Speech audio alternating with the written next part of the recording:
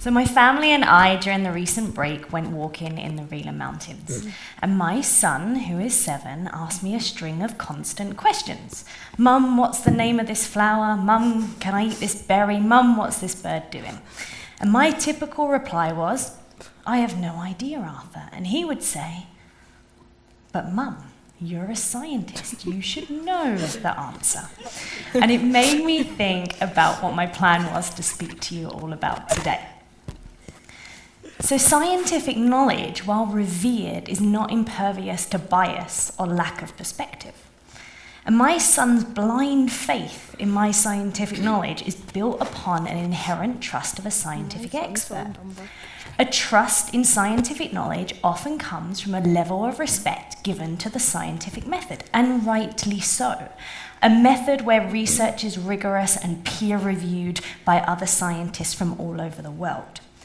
But what we often forget is that many scientific discoveries, and consequently how that knowledge is applied to everyone else in the world, is often built upon conscious or unconscious bias, or a lack of perspective. Bias, whether intentional or not, can lead to truly harmful applications of our scientific knowledge. For example, this is a pulse oximeter. It measures the level of oxygen in our blood. But did you know that the technology was developed on Caucasian skin types?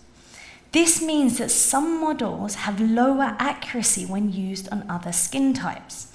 Evidence suggests that the lower levels of inaccuracy led to delays in diagnosing COVID-19 in Black and Hispanic patients, and ultimately led to higher mortality rates within that community. Take a moment to think.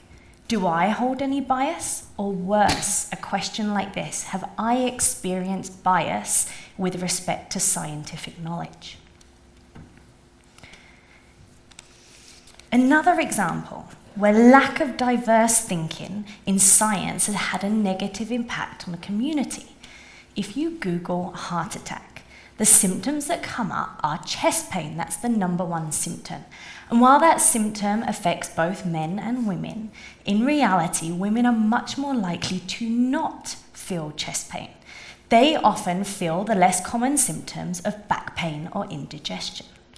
What this means is a woman can walk into a hospital with those lesser known symptoms and can often be misdiagnosed, where they are in fact having a heart attack. Okay, they can be written off as panic attack or hysteria. A European Society of Cardiology study in 2023 found that a woman is twice as likely to die after having a heart attack. And that's because of the differences in the care and treatment.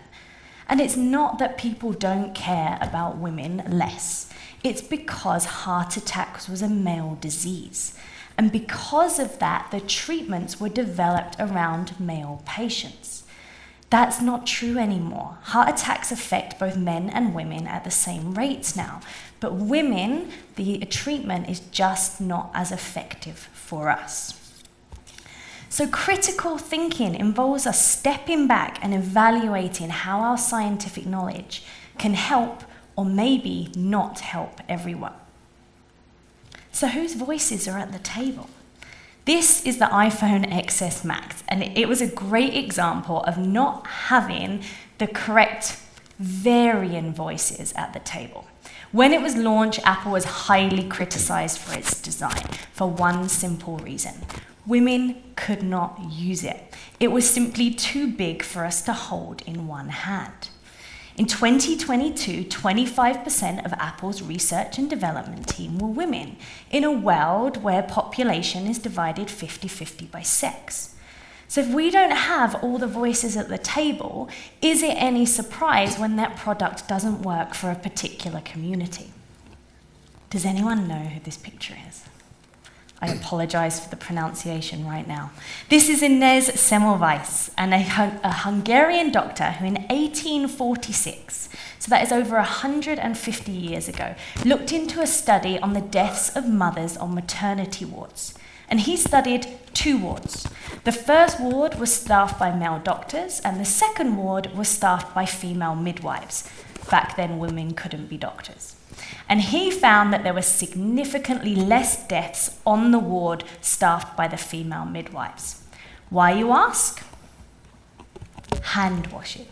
The female midwives were washing their hands both before and after caring for patients, significantly reducing the spread of infection. So he has the evidence. He's collected the data. What happens next? Well, the scientific community ignored him, refused to conduct further research.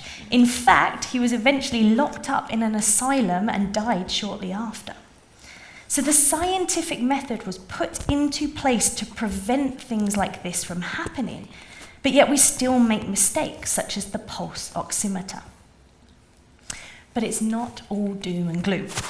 I want to talk about tools both in a real sense and both in the sense that the scientific method is an important tool that we use.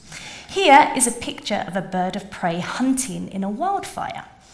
During wildfires, many insects and small mammals come to the surface, and the birds of prey take this opportunity to hunt more.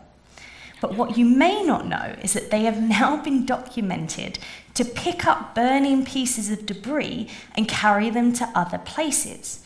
In other words, these arsonist birds are setting fires on purpose in order to catch more prey. For the idea of birds using tools to their advantage has long been dismissed by the scientific community. But a recent study completed by scientists in Northern Australia have found exactly that. These birds are picking up burning sticks and setting new wildfires. What was unique about this study is that the team used local knowledge of indigenous cultures who had long been aware of the behaviour. The local cultures called these animals firehawks, and they come up in both their rituals and ceremonies. But these scientists used traditional knowledge hand in hand to collect their data. It highlighted a typical double standard in scientific research, where we can easily dismiss traditional knowledge and it's only respected once a scientist has made sure that it is true. In other good news, the gender gap is slowly beginning to close in many parts of the world. According to PEW Research Centre, the number of women working in physical science employment is increasing substantially, particularly in the last 30 years. So maybe we will get that balance of voices at the table correct in the near future. Richard Feynman, one of the greatest scientific minds of our time, was a champion for the scientific method.